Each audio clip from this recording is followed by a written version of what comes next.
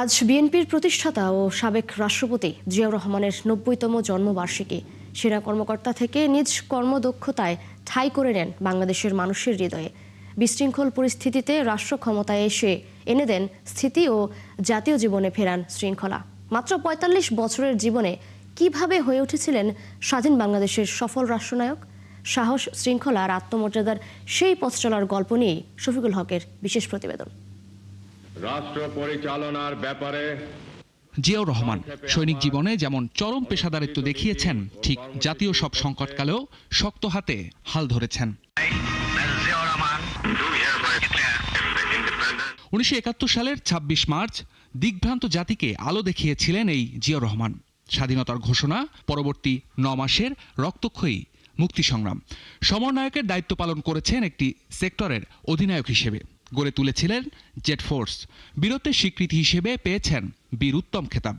জিয়াউর রহমান ছিলেন একজন পেশাদার সৈনিক, তারপরও সাধারণ মানুষের কাছে তার যে গ্রহণযোগ্যতা ছিল, অন্য কোনো রাষ্ট্রনায়কের ভাগ্যে তা জোটেনি। ৭৫-এ দেশ যখন টালমাটাল অবস্থায়, অপশাসন, লুটপাট, অর্থনৈতিক অবস্থা যখন সম্পূর্ণ বিধ্বস্ত, রাজনৈতিকভাবে দিগ্ভ্রান্ত গোটা জাতি, ঠিক সেই সময় সিপাহী জনতার অভ্যুত্থানের মধ্য দিয়ে জাতীয় রাজনীতির মূল কেন্দ্রে চলে আসেন জিয়াউর রহমান।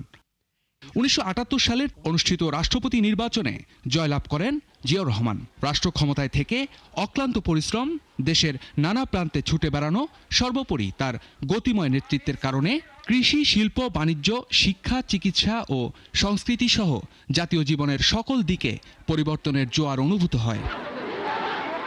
১৯৭৮ সালের ১ সেপ্টেম্বর বাংলাদেশ জাতীয়তাবাদী দল বিএনপির প্রতিষ্ঠাতাও তিনি। রাষ্ট্র পরিচালনায় ছিলেন মাত্র কয়েক বছর, তা সত্ত্বেও নিজ কীর্তিতে গণমানুষের হৃদয়ে স্থান করে নেন সাবেক এই রাষ্ট্রপতি। তবে রাষ্ট্র পরিচালনাকালীন অনেক ষড়যন্ত্রের শিকার হতে হয়েছে তাকে। সবশেষ ১৯৮১ সালের ৩০ মে চট্টগ্রাম সার্কিট হাউসে এক ব্যর্থ সামরিক অভ্যুত্থানে জীবনাবসান হয় গণমানুষের প্রিয় এ নেতার।